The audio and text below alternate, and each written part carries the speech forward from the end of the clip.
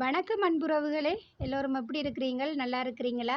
நல்லா இருக்கணும். நானும் நல்லா இருக்கிறேன். என்னுடைய காணொளி பார்த்து எனக்கு சப்போர்ட் பண்ணுற அனைத்து அன்புறவுகளுக்கும் ரொம்ப ரொம்ப நன்றி. கறியை பார்க்கவே நல்ல பளபளன்னு இருக்குது. என்ன கறி என்று சொன்னால், கோவா பூவோட நான் இறால் சேர்த்து பிரட்டல் கறி செய்திருக்கிறேன். கொஞ்சம் காரமாக. வாங்க, எனக்கு தெரிஞ்ச மாதிரி செய்திருக்கிறேன். இன்றைக்கு ஒரு சின்ன சமையல். கடாயில் நான் ஒலிவ எண்ணெய் சேர்த்துருக்கிறேன். கடுகு, சீரகம், வெங்காயம், பச்சை மிளகாய் இது கொஞ்சம் வதங்கட்டு மூடி விடுவோம். பாருங்கள், வெங்காயம் வதங்கிட்டுது, பொரிஞ்சிட்டுது கொஞ்சம். அதை மிக்ஸ் பண்ணிவிட்டு இப்போ கருவேப்பிலையும் தக்காளி பழமும் சேர்த்துக்கொள்ளுவோம். அதை கொஞ்சம் மிக்ஸ் பண்ணி போட்டு டக்கண்டு நாங்கள் கொஞ்சம் உப்பு சேர்த்தோம்னா டக்கண்டு மசிஞ்சிரும். அதையும் போட்டு மிக்ஸ் பண்ணிவிட்டு நான் கொஞ்சம் இறால் சுத்தமாக கழுவெடுத்து வச்சுருக்கேன். ஒரு சுவைக்காக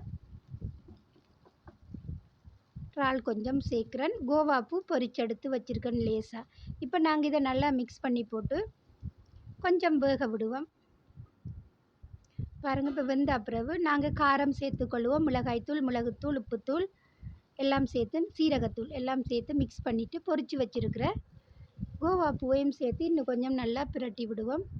பாருங்கள், நல்லா வந்துட்டுது. ஒரு திக்கான பிரட்டல் கறியாக இருக்குது. பார்க்கவே நல்லா இருக்குது. காணொளி பிடிச்சிருந்தா சப்போர்ட் பண்ணுங்க உறவுகளே. மீண்டும் இன்னொரு காணொளியோடு உங்கள் பானு. நன்றி உறவுகளே.